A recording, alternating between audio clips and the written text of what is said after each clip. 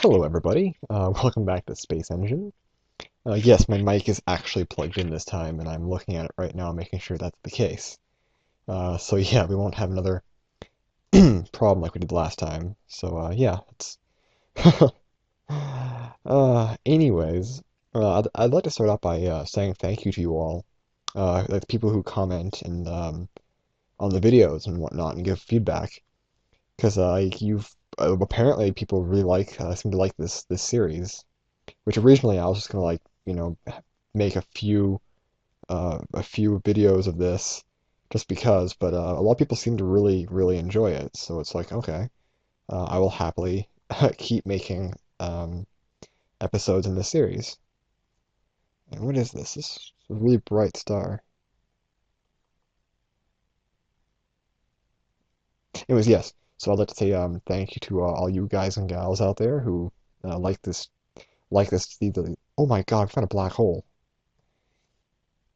or who like these videos, because I really enjoy making them actually. So yeah, I can only continue making videos, well, if I really do like them, or if you guys also like them. And since it's become apparent that,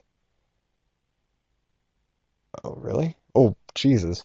And since it's become apparent that you guys do like these videos, I will continue to make them. Also, I will talk more about the actual what's going on in the episode as opposed to last time where I did nothing but science talk. Some of you people did seem to like that, so yeah. Anyways, this is a black hole. Oh yeah, I will do science stuff that's relevant. For example, the black hole here. Um, though this may you may think that, well, this is a cool distortion, but no, this is actually what a black hole would look like if you were looking at it if it wasn't actively feeding, as it's called. Because the usual, let's see if I can rotate around this. Like the usual, oh, let's see if I can do this. The usual like sci-fi look of a black hole where it's like a swirling vortex of doom kind of thing. It does look like that, however, only when it's when it's actively eating matter and it develops what's called an accretion disk around the actual black hole itself, which again stars do the same thing when forming as how planets form. But with a black hole, the accretion disk isn't accreting anything; it's basically just stealing matter and compressing it into nothingness, which it's called a black hole because it's not really a hole. It's actually black holes themselves are spherical usually. Now the smaller ones are spherical.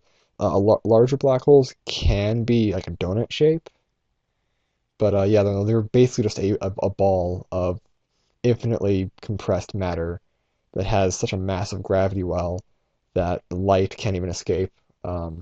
Hence the blackness. And a lot of people think that if you go into a black hole, you will end up somewhere else. Now, there's a lot of thoughts into that, using like wormholes and whatnot, and it's very possible, but you'd probably die before you can get anywhere. Because especially in smaller black holes, the gravity shear would just destroy you. But in larger black holes, the gravity shear is actually a lot less, and you might be able to actually survive. However, the closer you get to one, the slower time goes, so you wouldn't actually really enter it. It's, I don't know, relativity stuff. But yeah, this is actually the first black hole I found in the game. I didn't think I'd be able to do that. This is really cool, actually. I didn't. This is pretty cool. I'm enjoying this. Now, actually, speaking of which, speaking of black holes, I'm gonna see if I can find Cygnus X-1. Sig Cygnus. I'm gonna spell it. Let's try Sig X1. Sig X1. I don't know. It's not gonna. Oh, wait a minute. Sig S. No, damn it. Cygnus X-1 was the first confirmed black hole discovered. It's a black hole orbiting what is it? A star. I think it's like a small white star, and it's just basically just ripping off matter. And they found it because the star's shape would change so drastically that it had to have been actually it was being acted upon by a gravity source. I wonder if I can actually land on the black hole. Oh, well, almost had it. Oh, here we go. Oh, let's not do that ever again. Control G.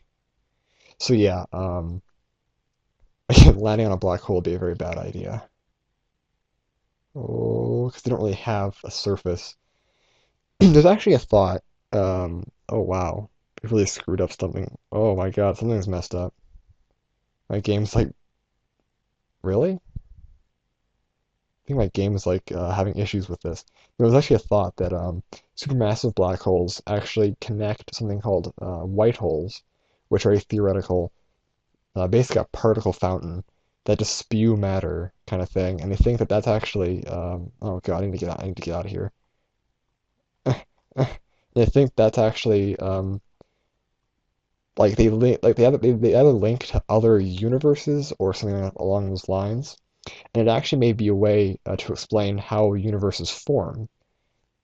Like, there's a bunch of different theories, but one theory does involve that in one universe you have a supermassive black hole that's basically just sucking up matter, and then it just dumps all this matter into through a white hole, which builds up and builds up, then explodes out into, well, existence basically. So you get a universe formation from a white hole. So in a way, universes could reproduce using black holes.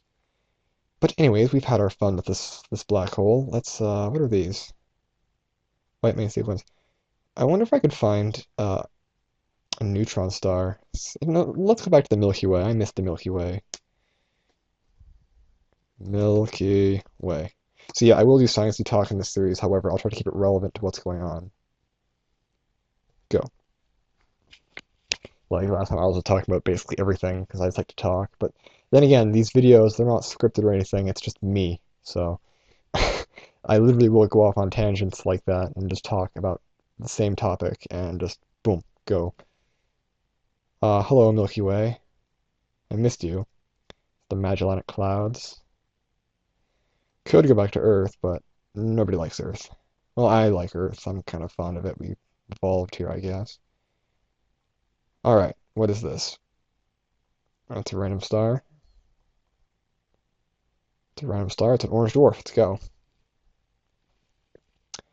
Ah, good times. Found a black hole already. That's pretty damn good. But yeah, that's me right there. Like these videos are basically just me. I just talk. And yeah, I didn't realize people would like these videos so much. But yeah, I've actually gotten a lot of like these are actually the only ones that I've gotten comments on where people ask for more episodes or they're excited that a new one comes out. So it's like, oh, that's nice. Like a lot of people also like my Kerbal Space Program videos, which is good. I like those too. But it's good to know that these ones actually work. So actually, I will continue this series and do stuff with it because people like it. So yeah, sure, I'll totally keep going with it if you guys want.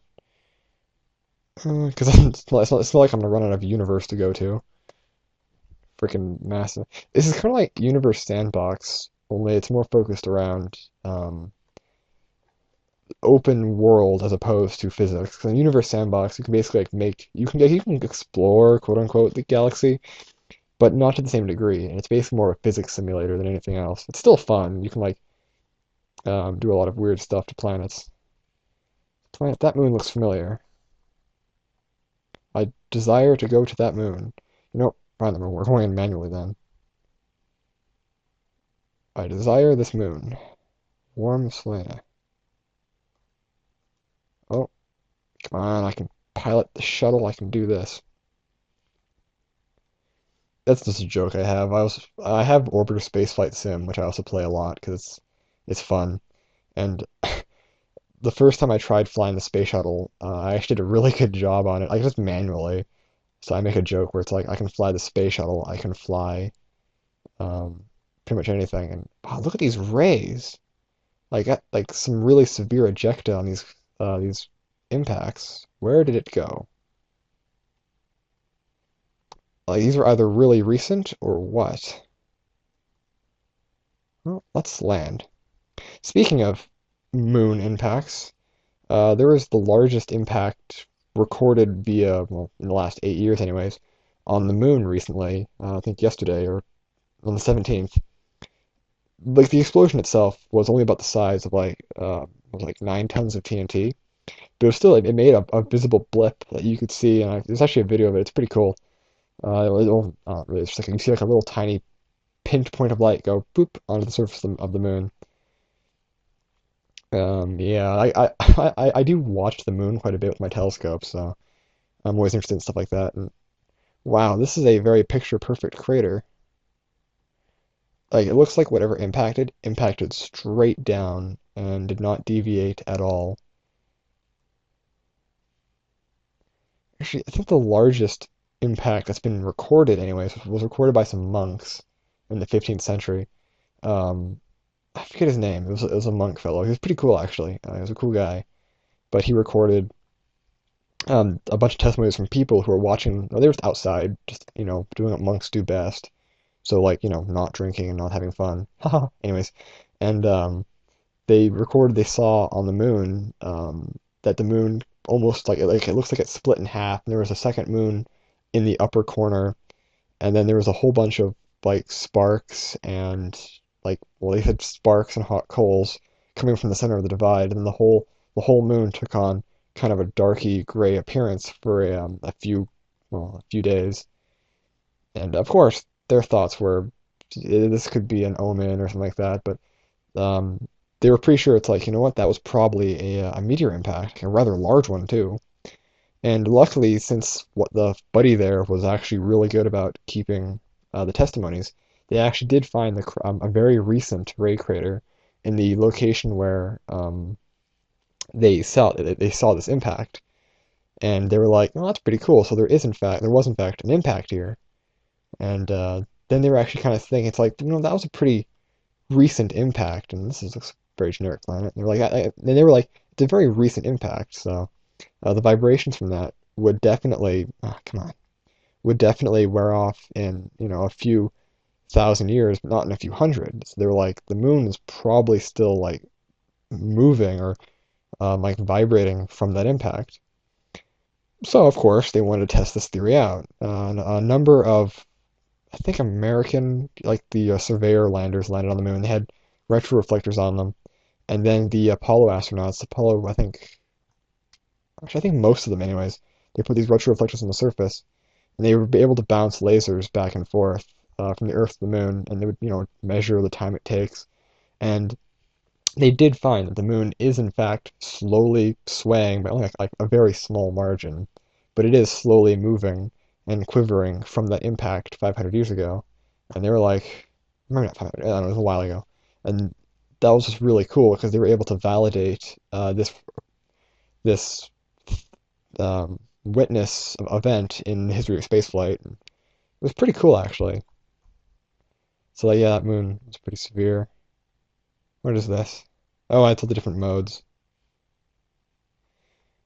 Still haven't found a planet with life since the other one in episode 2. Oh my. It has kind of a Duna look with rings and a different color palette. Okay, it has the features of Duna, but with a different color palette. What's the temperature like? 167 Kelvin. Oh yeah, it's a cold desert. Okay. Hmm. I like this. Let's land. Yeah, trying to find life in this game is tricky because it's spread out the way you'd expect it to be spread out. But life's probably very prevalent. In the last episode, I ended off talking, I mentioned panspermia, which was the transport of life between planets via meteors and comets and stuff. And that's actually an idea of how life on Earth started, was that life actually started somewhere else in space. Mars is the favorite because, it was hospitable far before the Earth was, so life could have started there before us, kind of thing. And what's that? Oh, I thought that's a moon. It was yes, like it was like Mars was warmer, wetter, and hospitable way before Earth was. And there are meteors on Earth that came from Mars, and a few of them actually look like they have what looks like microbe fossils in them. But it's still kind of like they don't want to make a judgment call on that kind of thing. Oh, that's a nice little moon. We've been to something similar. Ooh, what's that? So yeah, I don't know. That's just my thoughts. Okay, let's not crash into the surface. God damn it. Oh wow. Whoa. Okay. Can I look up, please? Thank you. So yeah, that's just an idea. That's my area of interest, so of course I talk about that. These flat plains. It's got a crater of some kind, like an old crater.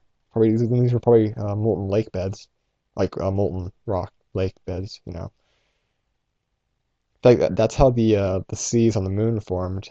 They were basically just massive impacts on the moon, excavated this dark lava that solidified it and whatnot.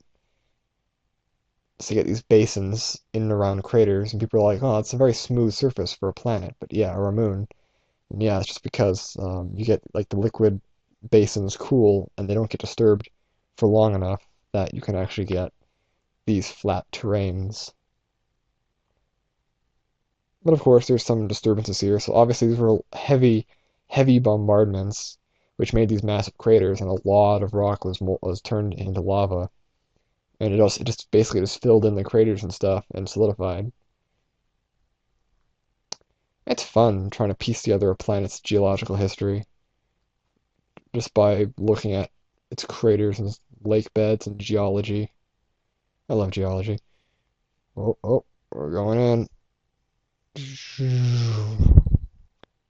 reminds me of the Genesis scene from Star Trek 2. When they're talking about the Genesis device and they're flying over the planet, showing the Genesis effect and turning a barren rock into a life world. And if you haven't watched any of the original Star Trek movies, you have no idea what I'm talking about. If you do watch Star Trek, then you would know. On that topic, I am not going to watch the Abrams Star Treks. Well, I saw the 2009 one. It was terrible.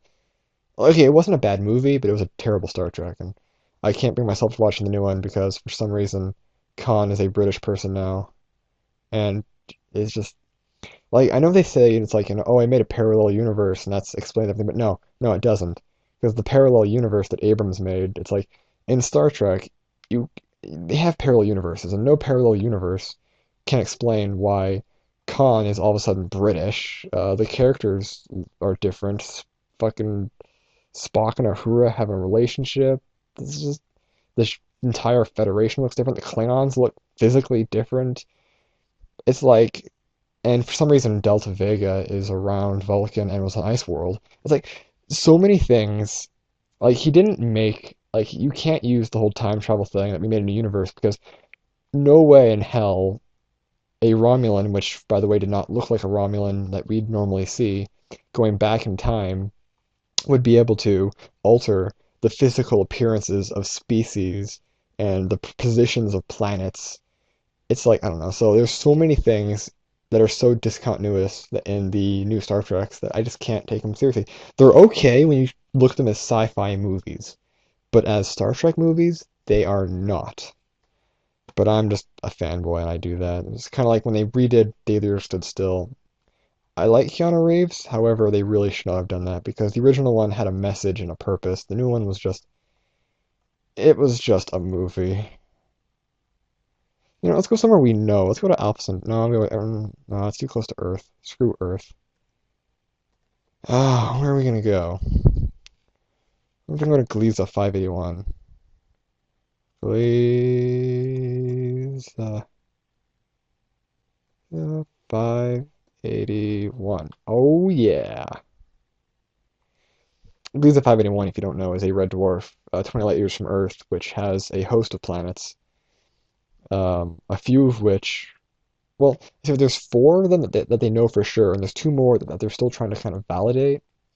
But one of them, well, Gliese 581c is it's kind of on the inner edge of the habitable zone. Like basically, it could very well be habitable. They don't know if it is or not. But there's one, Gliese 581G, which is still, it's between C and D here. They don't really know exactly if it's there or not, but it's smack dab in the middle of the habitable zone, and it's a rocky planet, a little bigger than Earth. And they're very interested about that because it could harbor life. And they actually did send a radio signal to Gliese 581 in case there may be intelligent life there, which is just a shot in the dark kind of thing. But either way, we won't know. We won't hear. We wouldn't be able to hear our response for at least 40 years because 20 years there, 20 years back kind of thing. I don't know. We'll see. Um, Actually, did I come here in like episode one? I can't remember. What is that? Oh, that's Gliese E. Let's go then. 20 minutes. My time is up, so I might as well stop on Gliese E and just chill out then. Anyways, thank you guys for watching. Yeah, I paid more attentiveness towards the actual. Sorry about that. Attentive. Actually, I don't know if perhaps we'll record that. Anyways, I paid more attention to the actual game at hand, and it looks kind of like Venus. And yeah, so I hope you guys enjoyed that. The Pleiades over there. I let's go to the Pleiades before I end because we haven't been there yet. So yes, thank you for watching and supporting. If you like these videos, just let me know. I read every comment on all of my videos ever I've made, so if you have questions, go for it. Suggestions for stuff, let me know. I'm here. I check YouTube. I'm basically logged in all day, kind of thing. So yeah, thank you for watching. I hope you enjoyed, and look forward to the next episode. And yeah, space.